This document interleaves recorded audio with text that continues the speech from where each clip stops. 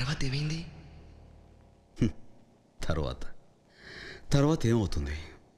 ఆ మరుసటి రోజు మా ఏరియాలోకి ఐశ్వర్య వచ్చింది.